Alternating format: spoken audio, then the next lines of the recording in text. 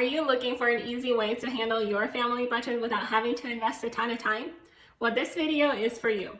Hi, my name is Alona, and I'm a mom, a wife, and a working professional. In my line of work, I come very closely with corporate accounting and financial services, and I think it gives me a very unique perspective into personal finance and budgeting. What I mean by that is that every day I watch these companies not have enough money to fund all of their projects, so they have to pick and choose, just like you and I have to pick and choose. And sure, their projects are much bigger and they require a lot more money, maybe even millions or billions, but they look and feel very similar to the choices that you and I have to make in our day-to-day lives.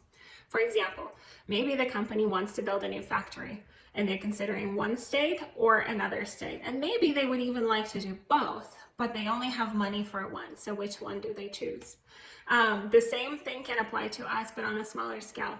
Maybe I am facing a choice which activity my child is going to attend. Is my son going to go to swimming or soccer because I only have money for one? See how that's similar? Another similar thing I see in these companies is that they really value their people, because people equals time. And the more time they have, the more projects they can accomplish. Well, that is also the struggle that I have in my personal life, is that I have all these things that I want to do and there's never enough time. I wake up in the morning, I have to feed my son, I have to take him to school, I have to go to work, get on with work, I have to pick him up, bring him home, give him snacks, do homework with him, cook dinner, and to cook dinner I have to go grocery shopping at some point, and then do other cooking and cleaning and laundry. And amongst all of this, I want to give time to my spouse because I love him very much. And amongst all of that, I still want to find time for my parents and my sibling and my friends, and I want to find time for myself also. So all these things keep happening all the time, and I have to pick and choose where my time goes. So again, very similar to what these companies are doing. Now, you may be wondering, how does all of this relate to budgeting? Well, what I was saying in my personal experience is that when it came to budget and my personal budgeting journey, I started looking around and trying to do what other people were doing. And I was hearing time and time again that to be successful with budgeting, you have to do all these things.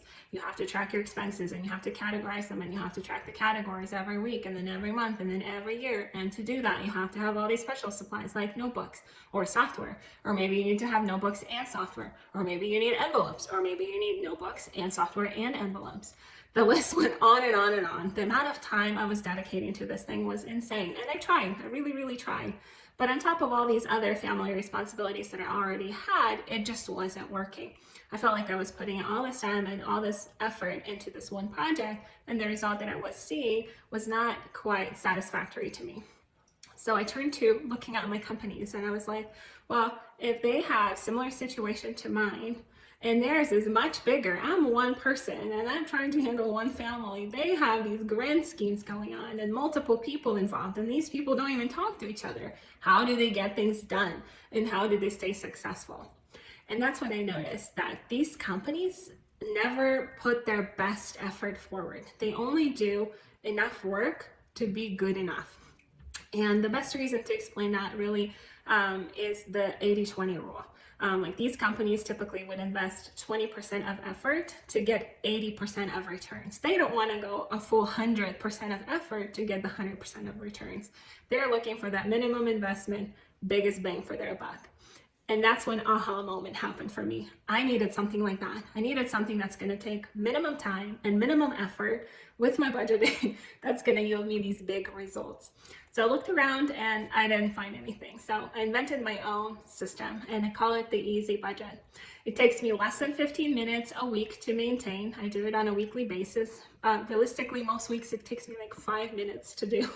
And then once the week is out, I forget about it. I never come back to it. I don't track things on a monthly basis, annual basis, and whatnot. And the thing is, it actually works. So over the last 3 years, my family was able to pay all of our credit card debt. We were able to upgrade our home into something that's 3 times as expensive as our previous home. We are in a 15-year mortgage instead of a 30-year mortgage. We were able to pay cash for a big landscaping project that we financed last year. And we are able to go on vacation just about every year. And this is amazing. This is not something we thought was possible for us, but it is, and it's because of this method. So if you're interested and want to try it for yourself, then stick around. So what's the catch? Well, the key to success here is to spend a little bit of time at the beginning to establish your system so you don't have to spend time later to maintain it. And that's where today's video comes into play. So today's part one of a 5-part series that I will be featuring on my channel, where we will be talking about your income, bills, variable expenses, setting smart financial goals, and then finally establishing that easy budget system that's going to work for you going forward. If you want to catch all 5 series, please subscribe below. But today we're going to be starting with part 1, and that's income. Let's begin. A couple of housekeeping items as we get started. Number 1, this is intended to be a hands-on exercise, so feel free to follow along. And number 2, I am using Excel because I have it and love it, but you don't have to. You can use pen and paper and you'll be able to get just the same results with that. So don't let Excel stop you. Now, for the purpose of today's video, we will be using the Jones family as an example. So the Jones family is a family of 4. They have 2 adults and 2 children. Their children are, one is of school age and the other one is a toddler in preschool / daycare. Now, as today we will be considering the Jones family income, and it's important to understand that there are several different kinds of incomes that a family can receive. Most common one is from working somewhere and then receiving a paycheck from that place of work. But it can also be a part-time gig somewhere. It can be that you're self-employed and get paid from that. Maybe you receive Social Security income or disability income or insurance income.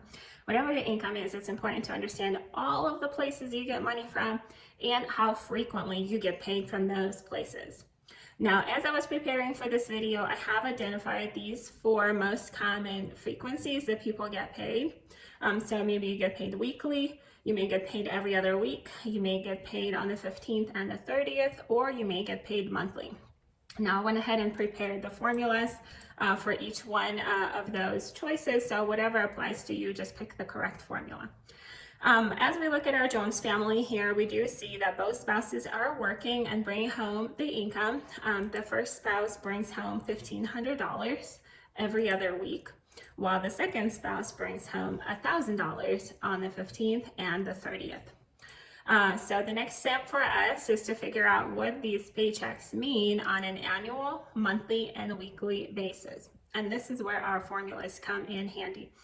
So we're going to start with our annual formula, and we're going to figure out how frequently do we get paid. So for spouse number 1, they're being paid every other week.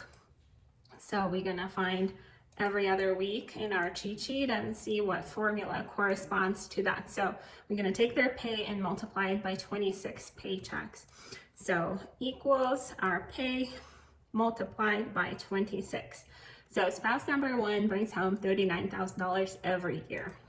Now we're going to do the same thing for spouse number 2. And we see here that they're being paid on the 15th and the 30th. So we're going to find that on our cheat sheet table here. So 15th and the 30th, we're going to see that in this case, we're going to take their pay and multiply it by 24 paychecks. So again, we're going to say equals pay multiplied by 24. So in this case, spouse number 2 brings home $24,000 a year. Now we're going to go ahead and total all of this together to see that between the 2 of them, the family brings home $63,000 a year.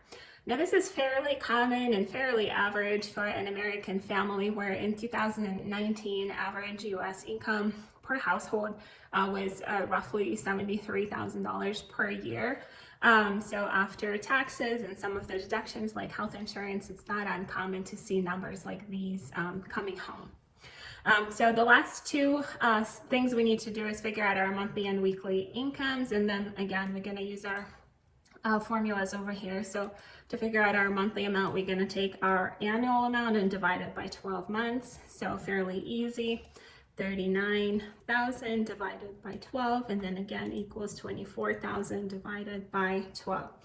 And then for the weekly, again, we're going to take our annual amount and we're going to divide it by 22 weeks in a year. So again, 39,000 divided by 52, and then 24,000 divided by 52. So now we have our annual, monthly, and weekly totals, and these are really the numbers that we will be working with in our future sections. So this completes our income exercise for today. Fairly easy, right? Not too bad. So next week we will be taking a look at our bills, so don't forget to subscribe to my channel to not miss that installment too. In the meantime, this was Alona, and I'll see you in my next video.